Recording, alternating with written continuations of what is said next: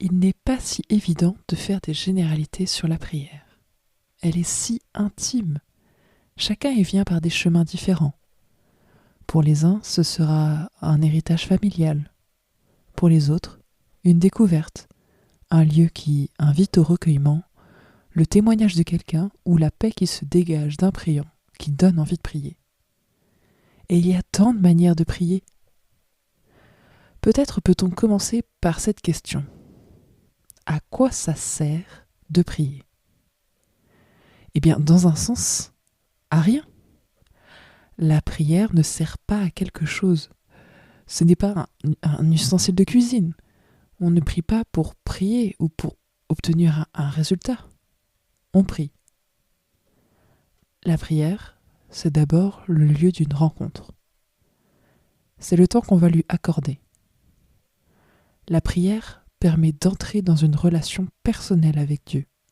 Et c'est une relation d'amour qui peut changer la vie, mais pas toujours comme on l'imagine. La prière, c'est l'expression de notre foi.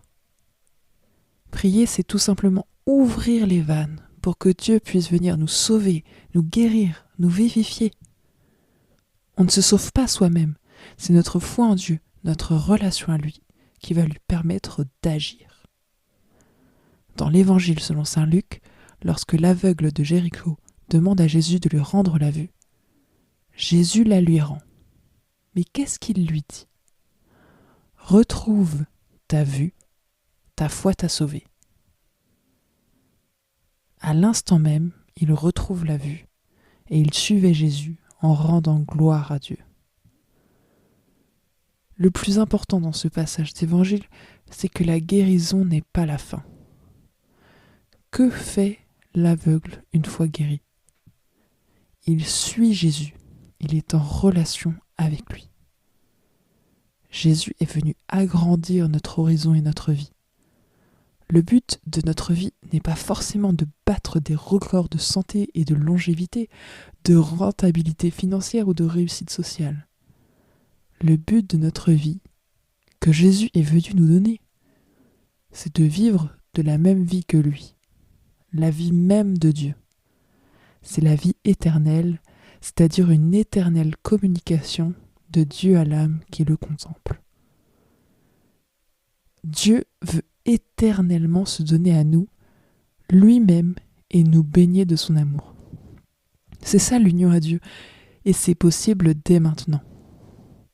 La seule condition, c'est d'aller à lui, et pour ça, il nous offre la prière. La prière, ce sont deux libertés qui se rencontrent. C'est une histoire d'amour où celui qui nous aime est déjà là, présent en nous. Prier, c'est approfondir notre foi avec celui qui nous aime et qui nous attend. Il ne nous est pas inconnu. Saint Jean de la Croix écrit que le plus profond centre de l'âme, c'est Dieu. Cela veut dire qu'il n'est pas loin, en dehors, accessible avec des horaires d'ouverture et une entrée payante. Sa présence est permanente et gratuite au centre de notre âme, 7 jours sur 7, 24 heures sur 24. Celui qu'on aimerait connaître, celui dont on espère être entendu, dont on désire un amour inconditionnel, il est déjà là, très aimant, en nous. C'est une présence intime qui nous précède. En habitant son centre, Dieu est celui qui donne vie à l'âme. Et l'âme donne vie au corps.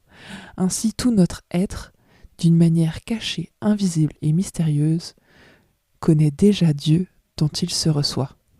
La prière permet de nous adresser à lui, de reconnaître sa présence cachée, de plonger dans son amour qui est la source même de notre vie.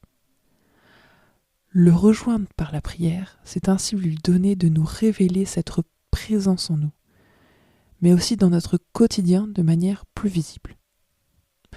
C'est énorme, mais ce n'est pas suffisant. Prier Dieu pour le connaître ne nous dispense pas d'apprendre à le connaître pour prier. Et pour cela, il nous a donné un moyen d'exception. Sa parole. La Bible. Vous remarquerez que Jésus y parle de lui, mais aussi du Père et de l'Esprit Saint. La Sainte Trinité. Ce ne sont pas trois dieux, mais bien un seul Dieu, en trois personnes, qui habitent le centre de notre âme. Ils sont faits de la même essence. Ce qui est magnifique, c'est qu'ils ne sont un que parce qu'ils se donnent. C'est une éternelle communication de chaque personne à l'autre dans un amour mutuel. Le Père se donne au Fils, qui se donne au Père par l'Esprit Saint. Donc, au centre de notre âme, Dieu se donne à lui-même de façon perpétuelle. Jésus est venu sur terre pour nous inviter à entrer dans ce mouvement d'amour.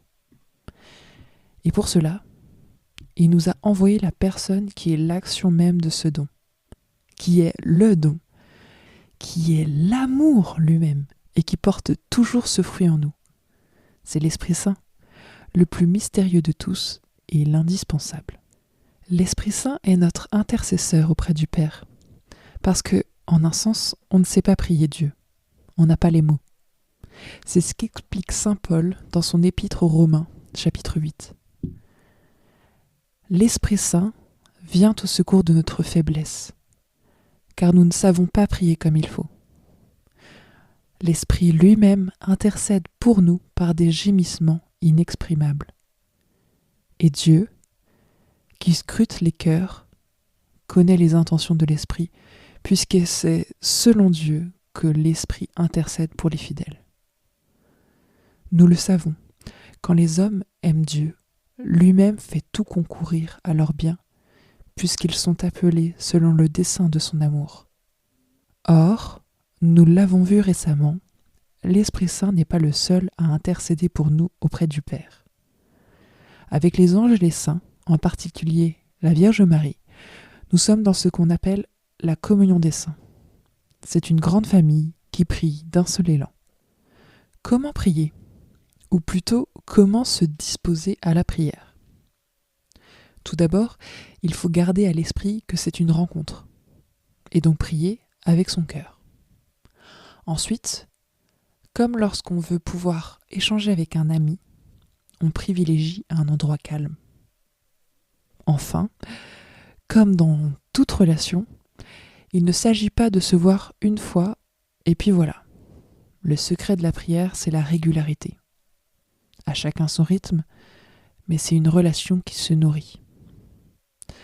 Par-dessus tout cela, pour prier, il n'y a pas de meilleure disposition que celle dans laquelle on se trouve.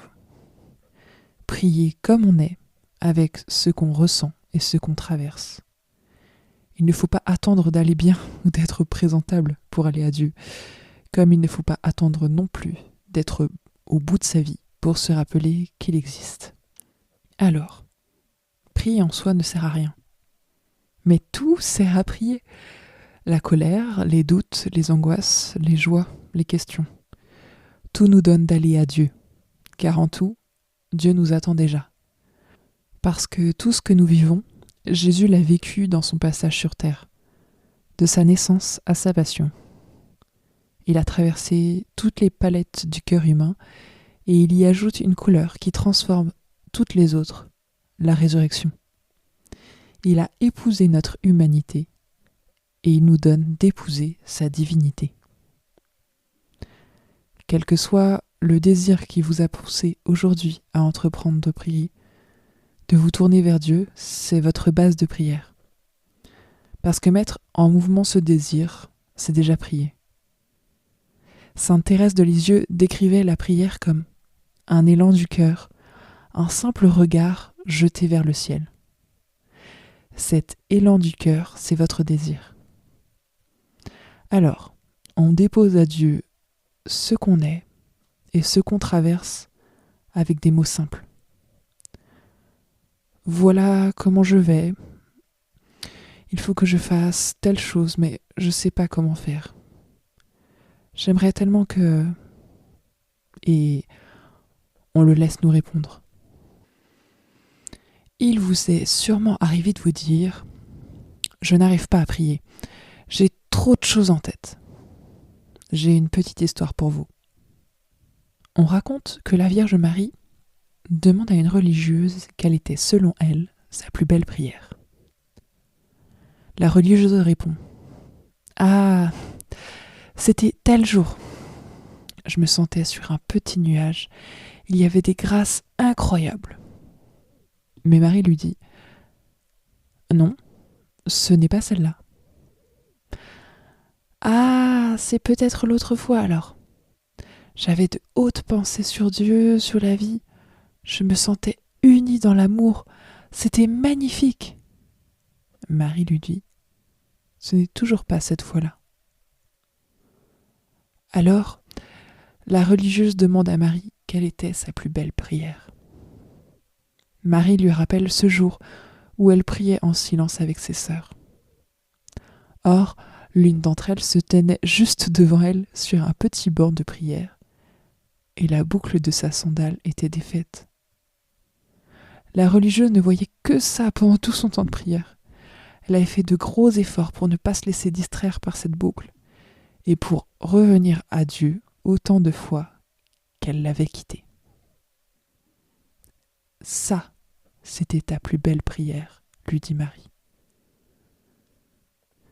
Ces distractions portent un nom : le combat spirituel. La bonne nouvelle, c'est que Dieu a déjà gagné tous les combats par la résurrection du Christ. Dieu désire que l'on participe à sa vie et à sa victoire de manière libre. Notre combat n'est pas de vaincre nous-mêmes nos distractions, mais de choisir Dieu librement, qui a déjà gagné. Comme cette religieuse qui a choisi de revenir à Dieu au moins 150 fois pendant sa prière, parce que ça témoigne de l'amour de la religieuse pour Dieu, qu'elle désire rejoindre comme elle peut. Le combat n'est pas de chercher à réussir sa prière, c'est d'accepter le fait qu'on est nul en prière. Et ça change tout. C'est là que Dieu va pouvoir agir. Lorsque l'on prie, on ne vient pas les mains vides. On peut offrir au Seigneur nos joies, nos peines, nos questionnements. Tout ce qu'on vit s'offre à Dieu, jusqu'à nous-mêmes. On peut donc également offrir les distractions pendant les temps de prière. Petit conseil pratique. Pendant la prière, nous pouvons nous aider d'une croix, d'une icône, d'une statue, qui va ancrer notre regard et nous aider à être plus concentrés. On ne prie pas seulement avec sa tête et son cœur, mais également son corps. Soyons attentifs à notre posture, notre souffle, pour être présents à notre prière. Enfin, le lâcher-prise. Faire confiance est primordial dans la prière. Ça ne veut pas dire qu'il ne faut plus rien demander dans la prière.